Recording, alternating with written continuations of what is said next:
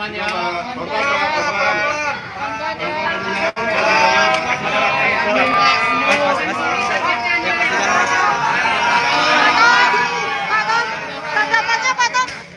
gimana Pak kasus ini Pak? Ada tanggapan nggak Pak?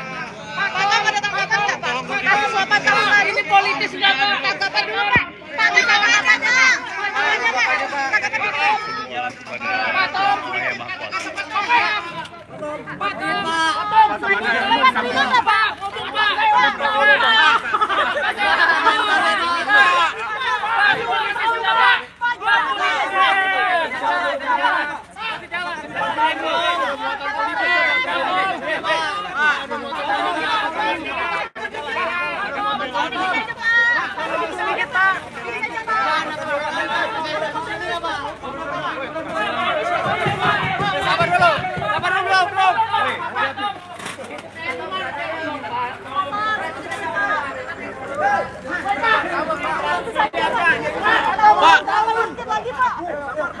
emang gula kita langka banget Pak saat itu Pak. Pak.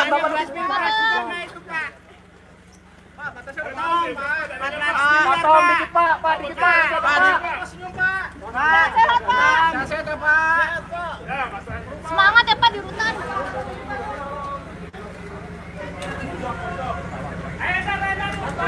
Dia ngomong apa dulu?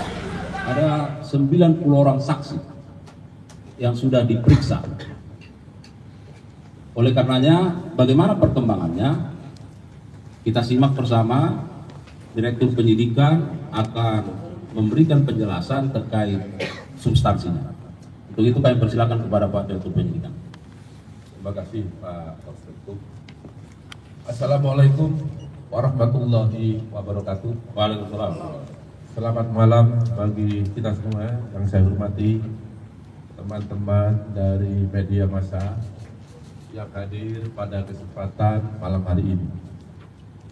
Saya ingin menyampaikan tentang perkembangan penyidikan perkara dugaan tindak pidana korupsi dalam kegiatan importasi gula pada Kementerian Perdagangan Republik Indonesia tahun 2015 sampai dengan 2000.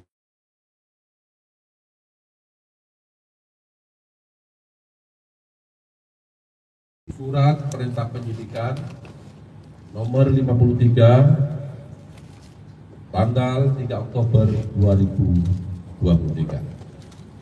Adapun kasus tersebut adalah sebagai berikut, bahwa pada tahun 2015 berdasarkan rapat koordinasi antar kementerian, tepatnya telah dilaksanakan pada tanggal 12 Mei 2015, telah disimpulkan bahwa Indonesia mengalami surplus gula sehingga tidak perlu atau tidak membutuhkan impor gula. Akan tetapi pada tahun yang sama, yaitu tahun 2015 tersebut, Menteri Perdagangan yaitu Saudara TTN memberikan izin persetujuan impor gula kristal mentah sebanyak 105.000 ton kepada PT AP, yang kemudian gula kristal mentah tersebut diolah menjadi gula kristal putih atau GKP. Sesuai dengan keputusan Menteri Perdagangan dan Perindustrian nomor 527 tahun 2004, yang diperbolehkan impor gula kristal putih adalah BUMN.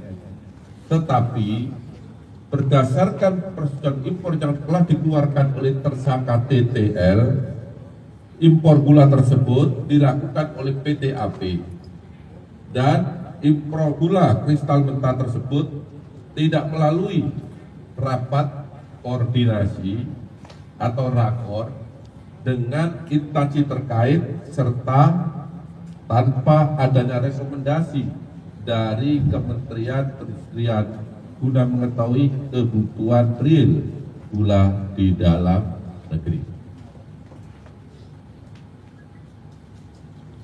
Kemudian pada tanggal 28 Desember 2015 dilakukanlah rapat koordinasi di bidang perekonomian yang dihadiri oleh kementerian di bawah Menko Perekonomian, yang salah satu pembahasannya bahwa Indonesia pada tahun 2016 kekurangan gula kristal putih sebanyak 200.000 ton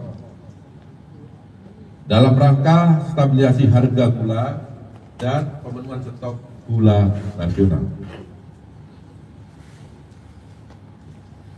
Pada bulan November sampai dengan Desember 2015, tersangka CS selaku Direktur Pengembangan Bisnis PT PPI, Perusahaan Perdagangan Indonesia, memerintahkan staf senior manajer bahan pokok PT PPI atas nama P untuk melakukan pertemuan dengan 8 perusahaan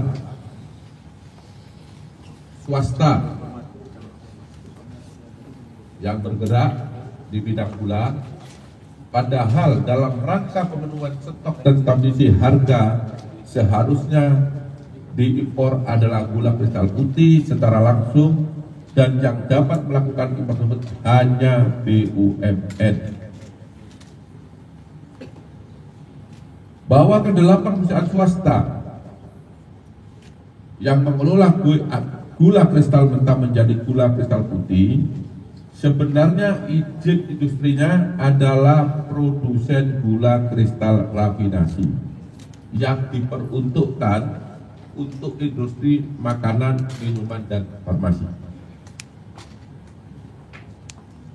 Setelah ke-8 perusahaan tersebut mengimpor dan mengelola gula kristal mentah menjadi gula kristal putih, selanjutnya PT PPI seolah-olah membeli gula tersebut, padahal senyatanya gula tersebut dijual oleh perusahaan swasta, yaitu 8 perusahaan tersebut, ke pasaran atau ke masyarakat melalui distributor yang terafiliasi dengannya dengan harga 16.000 per kilogram, yaitu harga yang lebih tinggi dari HIT saat itu 13.000, dan tidak dilakukan operasi pasar.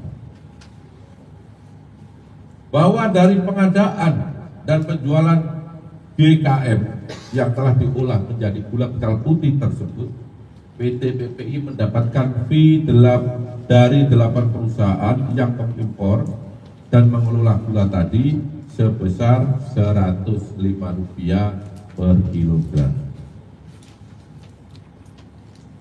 Bahwa kerugian negara akibat perbuatan importasi gula yang tidak sesuai dengan ketentuan perundang-undangan yang berlaku, negara dirugikan sebesar kurang lebih Rp400 miliar. Bahwa selanjutnya pada hari ini Selasa 29 Oktober 2024, penyidik pada Jaksa Agung Muda Tindak Pidana Khusus Kejaksaan Agung Republik Indonesia menetapkan status saksi terhadap 2 orang menjadi tersangka karena telah memenuhi alat bukti bahwa yang bersangkutan telah melakukan tindak pidana korupsi. Adapun kedua tersangka tersebut adalah 1. TTL selaku Menteri Perdagangan periode 2015 sampai dengan 2016 berdasarkan surat penetapan tersangka nomor TAP garis datar 60 garis miring F.2 garis miring FD.2 garis miring 10 tanggal 29 Oktober 2024. Yang kedua,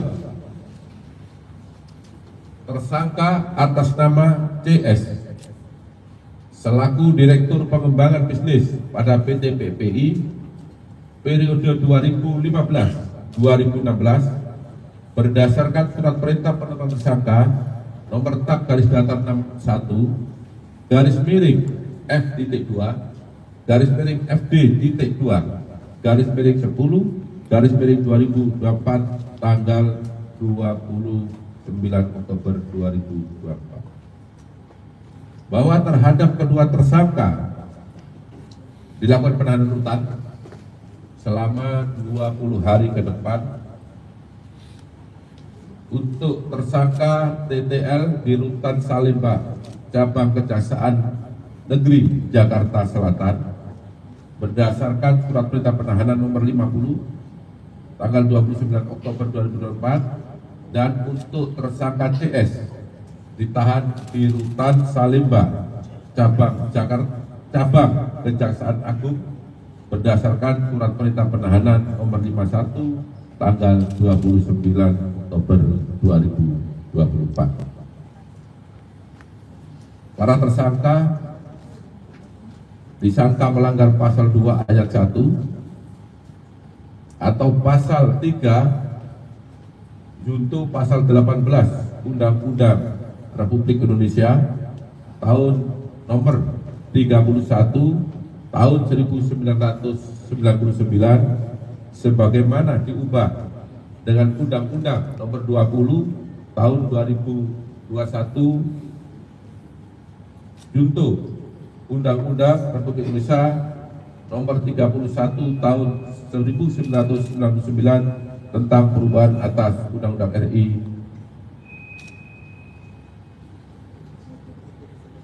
tahun nomor 31 tahun 99 tentang pemberantasan tindak pidana korupsi junto pasal 55 ayat 1 ke 1 KUHP. Demikian yang dapat saya sampaikan. Mohon maaf apabila ada yang kurang jelas dalam penjelasan saya. Saya akhiri, wabillahi taufiq wal hidayah. Wassalamualaikum warahmatullahi wabarakatuh. Waalaikumsalam warahmatullahi wabarakatuh. Baik, terima kasih Direktur Penyidikan. Rekan-rekan media, itu keterangan yang sudah disampaikan oleh Pak Direktur Penyidikan, saya kira sangat lengkap ya. Kalau ada hal-hal yang ingin didalami, barangkali ada 1-2 pertanyaan, silakan. Dan sebelumnya kami informasikan bahwa nanti kita turun secara beraturan saja dan barangkali kedua tersangka akan diturunkan setelah kita semua sudah menunggu di bawah ya. Saya kira begitu. Ada pertanyaan? Cukup? Pak, penegasan aja Pak untuk peran Dari mana Pak? Rama dari Raja Sinta. Penegasan aja untuk peran dari Menggak 2015-2016 ini Pak TL ya, itu seperti apa? Sejauh mana Pak? Silakan Pak Dir. Penegasan terhadap peran dari TTL ya. Jadi sudah jelas Pak. Saya rasa tadi sudah cukup jelas ya, bahwa TL ini tadi yang pertama adalah telah memberikan penugasan kepada perusahaan ya untuk mengimpor gula kristal mentah menjadi gula yang kemudian diolah menjadi gula kristal putih dalam rangka stabilisasi harga gula di masyarakat. Karena pada saat itu gula langka, harga melambung tinggi. Padahal seharusnya yang berhak melakukan impor gula untuk kebutuhan dalam negeri dalam rangka stabil jaga adalah BUMN yang ditunjuk oleh Menteri Perdagangan. Itu pun adalah seharusnya gula kristal putih, bukan gula kristal mentah. Ya, sudah jelas? Saya kira begitu ya. Ada yang lain? Cukup? Oke, karena tidak ada lagi, saya kira kami sampaikan terima kasih. Untuk dari kasus maaf ini dari peradilan untuk karena ini impor dari gula, apakah dari pihak Bea Cukai juga ada lagi tersangkanya Pak? Terima kasih. Baik, untuk tersangka lain, ya kita ikuti perkembangan dari hasil penyidikan. Artinya tidak menutup kemungkinan akan bertambah tersangka lain apabila telah ditemukan bukti yang cukup bahwa yang bersangkutan telah melakukan tindak pidana korupsi. Ya. Pak, satu lagi, Alkah dari Media Indonesia. Ini untuk penegasan aja Pak, dari kapan penyidik sudah menyidik kasus ini? Mungkin dalam hitungan bulan atau hitungan tahun sudah mendalami kasus ini, dan bagaimana nantinya ketika publik menilai ada politisasi di balik penyidikan ini dan penetapan tersangka KTL ini, bagaimana sikap Kejagung merespon? Terima kasih. Baik, terima kasih pertanyaan yang sangat bagus. Bahwa penyidik bekerja berdasarkan alat bukti, itu yang perlu digarisbawahi.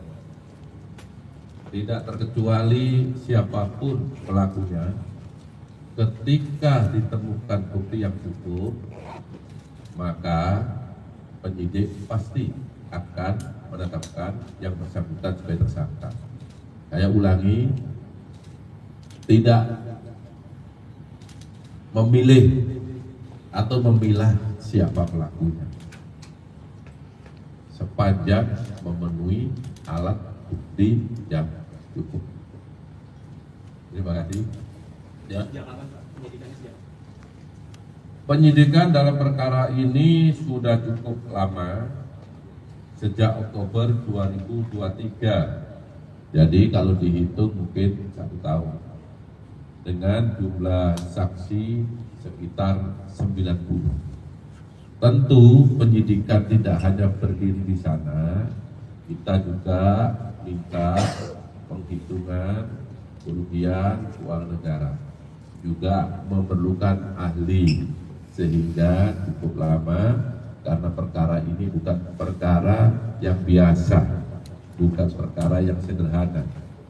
Ya, cukup ya. Satu lagi Pak. Ya, satu lagi. Pak, mengenai barang bukti Pak. Pak, Lanjut. Pak izin Pak, saya Thomas Pak dari Kumparan.com mau menambahkan pertanyaan yang tadi aja Pak. Kan tadi itu penyidikannya Pak. Kalau penyelidikannya itu mulainya Pak. Ya, kita sudah tahap penyidikan setahun. Artinya kalau penyidikan ya sebelum itu, ya. Saya tidak punya data ini mulai kapan, tapi yang pasti subsistem daripada penyidikan adalah penyelidikan. Itulah tahap yang telah diatur dan ditentukan dalam KUHP. Ya, cukup ya. Nah, terakhir, TV One masih. Nah, tadi mau nanya soal ini Pak, izin Pak, Ikra dari TV One, soal barang buktinya kan kerugiannya sampai 400 miliar. Ini barang bukti yang udah dipegang sama penyidik ini apa aja Pak, kalau boleh? Ya, tentu kalau barang buktinya gula sudah tidak ya, karena gula kan sudah beredar di masyarakat apalagi tahun 2015 ya. Bukti yang telah kita dapat, satu, catatan, dokumen, keterangan saksi, ya, keterangan ahli, itu bukti. Kalau barang bukti kita dapat adalah dokumen sama catatan, ya, transaksi keuangan. Ini sudah kita dapat semuanya. Siapa yang melakukan, apa isinya, penyidik sudah mengetahui semua. Baik, saya kira demikian ya, rekan-rekan media. Sekali lagi kami menyampaikan terima kasih dan penegasan tidak ada politisasi dalam perkara ini ya. dan kami sangat bersyukur rekan-rekan media terus melakukan dukungan, support, dan ini bagian dari support masyarakat, dan kami terus mengharapkan dukungan supaya kami terus bergerak ke arah yang lebih baik. Saya kira demikian, mohon maaf kalau ada kekurangan. Billahi taufiq wal hidayah. Assalamualaikum warahmatullahi wabarakatuh.